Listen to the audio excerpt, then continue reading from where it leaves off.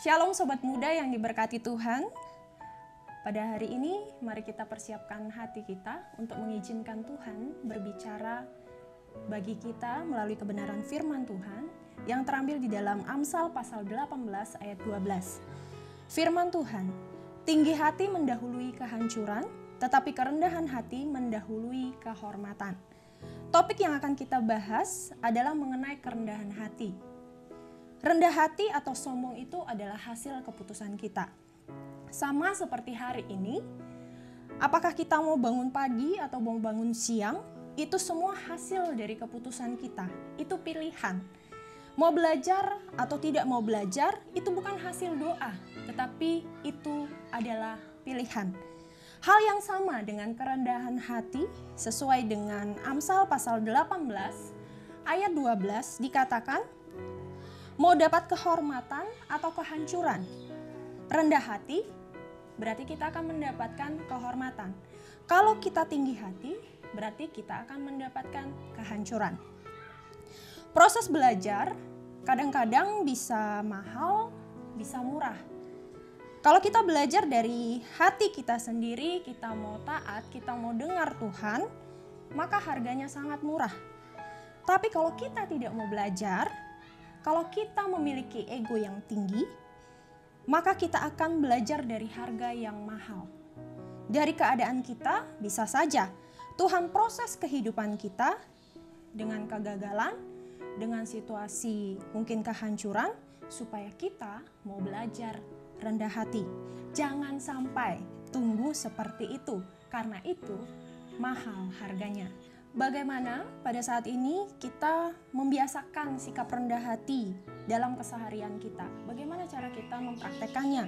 Rahasianya yaitu mengutamakan orang lain dan menempatkan diri sendiri di posisi yang lebih rendah daripada orang lain. Jadi intinya adalah kita mengutamakan orang lain, kita menempatkan diri kita di posisi yang paling rendah daripada orang lain. Ini sama seperti teladan Yesus Kristus, yaitu mengosongkan diri sendiri dan menjadi bukan siapa-siapa. Contoh simpel, berani mengakui kesalahan, rela untuk tidak diingat ketika menolong orang lain, memperlakukan orang lain dengan rasa hormat. Dan contoh yang paling sering kita temui adalah ketika kita dipercaya satu pelayanan, kita tidak merasa diri paling hebat, kita tidak merasa diri paling pintar, dan tidak mau menerima pendapat orang lain. Dan yang terakhir, orang yang rendah hati adalah contoh simpelnya ketika memperoleh keberhasilan selalu berkata, semua oleh karena kemurahan Tuhan, bukan karena hebatku, bukan karena kepintaranku. Sobat muda yang dikasihi Tuhan, ketika kita sudah menerapkan karakter kerendahan hati, Alkitab mengatakan bahwa ada beberapa upah yang akan kita dapatkan jika kita memiliki kerendahan hati. Yang pertama, jalan kita akan dibimbing oleh Tuhan. Terambil di dalam Mazmur pasal 25 ayat 9. Yang kedua, orang yang rendah hati akan makan dan kenyang. Terambil dalam Mazmur pasal 22 ayat 27. Orang rendah hati akan makan dan kenyang, berarti dia tidak akan pernah mengalami kekurangan. Yang ketiga, upah dari kerendahan hati adalah hidupnya selalu bersuka cita. Dalam kedukaan ada sukacita yang dia rasakan, yang berasal daripada Tuhan. Terambil dalam Mazmur pasal 69 ayat 33. Upah yang berikutnya adalah orang yang rendah hati akan mewarisi negeri dan kesejahteraannya akan berlimpah-limpah. Mazmur pasal 37 ayat yang 11. Dia akan mewarisi negeri dan dia akan memiliki kesejahteraan yang berlimpah-limpah. Berikutnya, upah dari kerendahan hati dimahkotai dengan keselamatan. Terambil dalam Mazmur pasal 149 ayat yang keempat. Upah berikutnya, orang yang rendah hati adalah orang yang dikasihani Tuhan, yang selalu hidup dalam kemurahan Tuhan. Ada dalam Mazmur pasal 3 ayat 34. Berikutnya, orang yang rendah hati akan memiliki hikmat.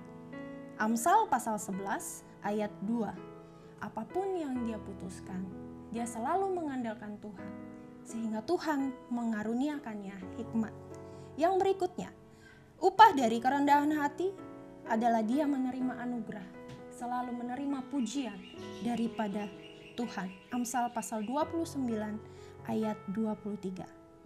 Berikutnya, upah dari kerendahan hati selalu dihibur oleh Tuhan, mendapatkan penghiburan yang berasal daripada Tuhan.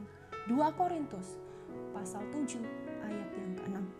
Dan yang terakhir, yang paling penting, ketika kita menerapkan kerendahan hati dan bersedia untuk belajar pada saat ini untuk dibentuk oleh Tuhan dan mengambil keputusan mau belajar merendahkan diri di hadapan Tuhan, upah yang kita dapat adalah kita akan diberikan kekayaan, kita akan diberikan kehormatan, kita akan diberikan kehidupan.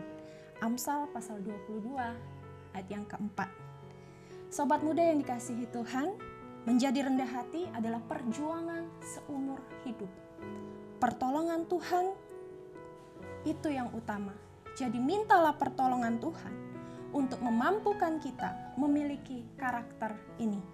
Karena Tuhan berjanji ketika kita meminta pertolongan daripada Tuhan untuk menjadi rendah hati, maka Tuhan akan memampukan kita menjadi pribadi yang rendah hati sama seperti Dia.